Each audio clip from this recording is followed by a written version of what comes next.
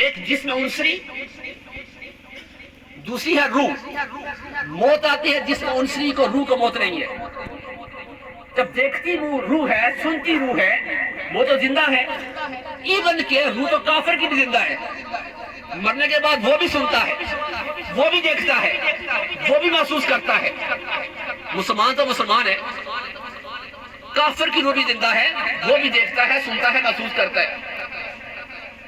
اگر کوئی بندہ فوت ہوئے اسے 30 40 50 ہزار سال گزر گئے، بعد میں نسل میں سے کوئی آتا ہے، اسے پتا چلتا ہے کہ یہ میرے پردادا جی یا کسی کی قبر تھی، قبر پہ آتا ہے تو قبر والے کو پتا ہوتا ہے میری قبر پہ کون آیا۔ اسے 40 دن والا کنسیپٹ نہیں ہے، قبر والے کو پتا ہے کہ میری قبر پہ کون آیا ہے۔ حکم یہ ہے کہ جب میت کو غسل دیا جائے، ہاتھ پر مومی کاغذ چڑھا لیا جائے۔ وجہ کیا ہے؟ یہ جو ہاتھوں کی لکیریں ہیں نا، یہ بھی اس کو تکلیف دیتی ہے جب بندہ اس پہ ہاتھ پھیرتا ہے، اتنی اس کی حس تیز ہوتی ہے، اس سے بھی میت تکلیف محسوس کرتی ہے۔ یہ جو رگیں لگتی ہے، یہ لکیریں لگتی ہے، تو اس سے میت کو تکلیف ہے، اتنا زیادہ وہ سنتی ہے، محسوس کرتی ہے۔ تو ایسا نہیں کہ بندہ مرا تو مر کے مٹی ہوا تو ختم ہو گیا، روح زندہ ہے۔ جو کچھ جسم پر بیتتا ہے سیم وہی روح کو بھی محسوس ہوتا ہے۔ پھر قبر نام ہے ما فوق العقل چیز کا، ما فوق الفطر چیز کا۔ یہ جو ہمیں قبرستان میں نظر آتی ہے یہ قبریں نہیں ہیں، یہ علامات قبر ہے، اس کو قبر نہیں کہا جاتا، یہ قبر کی علامت ہے۔ قبر نام ہے عالم برزخ کا۔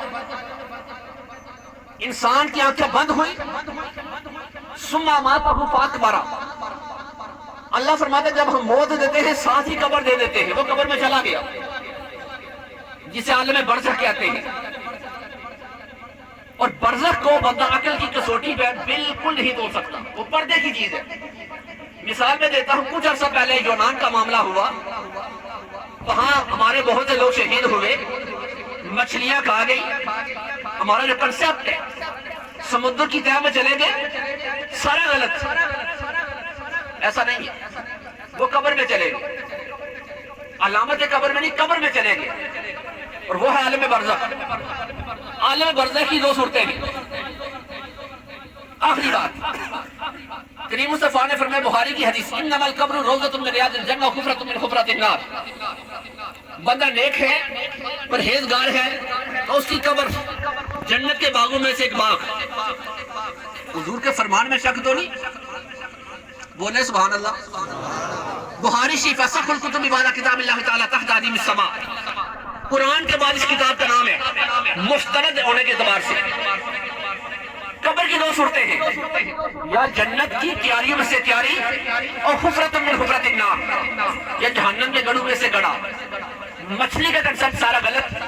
باقی بات اتنی ہے کہ ہم سارے اپنی قبر کی مٹی اپنے ساتھ لیے پھرتے ہیں۔ کہنے کی حد تک نہیں، حدیث آپ کے سامنے رکھوں گا۔ کریم مصطفیٰ نے فرمایا کہ جب بچہ ماں کے پیٹ میں 120 دن کا ہوتا ہے، اللہ فرشتے سے کہتا ہے جو ماں کے رحم میں شکل بنانے پر معمور ہے، فرشتے پہلے وہ لیتا ہے بچے کو اپنے ہاتھ سے کہ مالک اس کو زندہ دنیا میں بھیجنا ہے یا ہی مار دینا ہے۔ اگر اللہ کہتا ہے نا کہ اس کو دنیا میں زندہ بھیجنا ہے، تو فرشتہ کہتا ہے کہ بتا اس کے بارے میں کیا کروں؟ اللہ فرماتا ہے جا لوح محفوظ پر دیکھ، میں نے ساری تقدیر وہاں لکھی ہوئی ہے، وہ اس کے بارے میں لکھ دے۔ فرشتہ جاتا ہے تو سب سے پہلے دیکھتا ہے کہ اس کو اللہ نے کون سی مٹی سے بنایا ہے، وہاں سے جاتا ہے اس مقام کی مٹی لے کر آتا ہے جہاں اس نے دفن ہونا ہے۔ یاخذ التراب الذي يدفن فيه فتاجر به النطفة، یہ حدیث کا الفاظ ہے۔